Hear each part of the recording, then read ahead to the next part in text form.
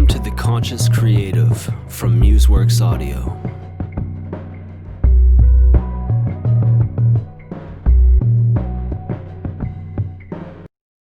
There's a couple little things happening, right? So it opens up with the girl in the forest in all white, and she's followed by like these all black, like dark demons, right? So that's pretty like straightforward. The wild forest and like the purity of the white dress on the white, like just the white image with the darkness all around it, right? It's like the purity of the soul. So like for me, that whole thing is symbolic. Like the girl represents the soul of the individuals, the art, right? It's like, and it's the purity of it, and you can see it's being chased by like the demonic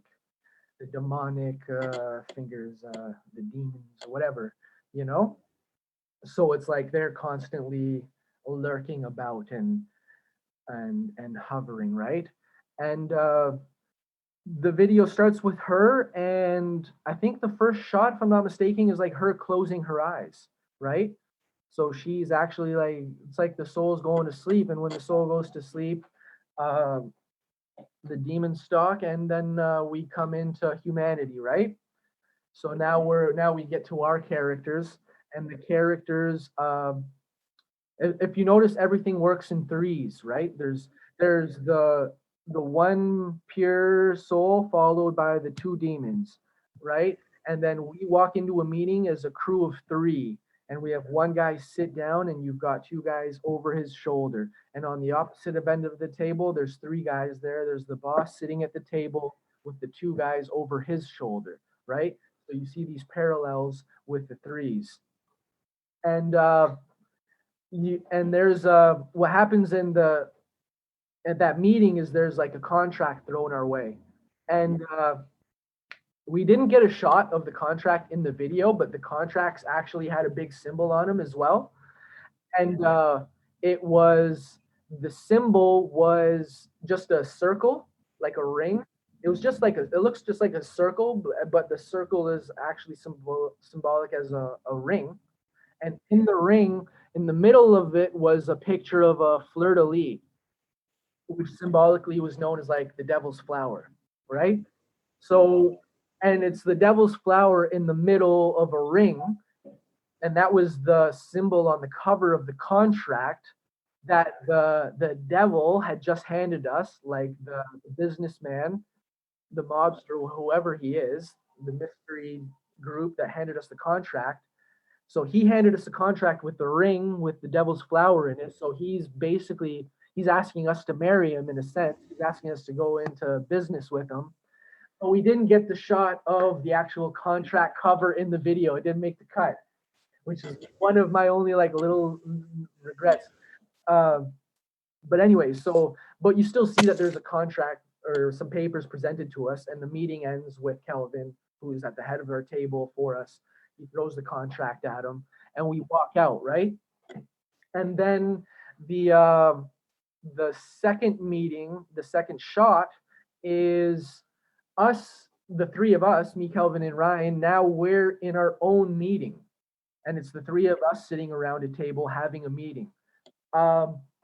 So this contrast here for me symbolically is the inner and the outer.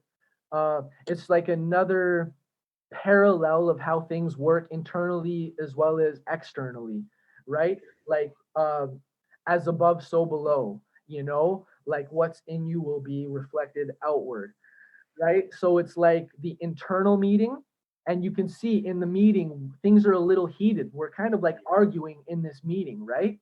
So it's like the inner conflict is shown in the inner meeting of like the inner meeting of the crew, the inner conflict. And then you go out in the world, you have the interaction with the world, with the devil, the worldly interaction, right? And then you have the external conflict. So in these two scenes, that's what I'm showing. I'm showing the internal conflict, the external conflict. and the timeline skewed, but if you follow the video, we actually go to the meeting after our Internal. internal meeting. Oh, okay. So Yeah. in the video, the external meeting comes first, but if you watch closely, what happens is we finish our internal meeting. I walk out onto the balcony and I'm doing I'm on the phone on the balcony. And as I'm spinning around with the camera, the guys behind me are changing to go out. And if you look close, they're changing into the clothes that they wear in the meeting, the first meeting, right? So in that shot, it's really quick and subtle, but we're going in. And then there's another cutscene actually where it shows us walking out of the house where we just had our meeting amongst the three of us. And then the next shot cuts to us opening the door and walking in to the meeting that we've already had from the viewer's perspective, right? So another thing I like to do is like when I always like to mess with timelines instead of being overly linear. Yeah. For me, that's just really fun. Like Mm. it's just a funner way to manipulate things and tell a story than to be overtly linear and uh like sequence, like just you know what I mean, step by step. I like just to play around. It's more, I don't know, it's a little funner, a bit of a test. Doing the same thing with this third video that I'm working on with Ree and Jordan. Like I'm gonna skew the timeline a bit more and play with things, you know. So yeah, so the inner and external conflict in the world, and then how it's like and then like you know you parallel that even deeper with the soul in the forest and the demons, right?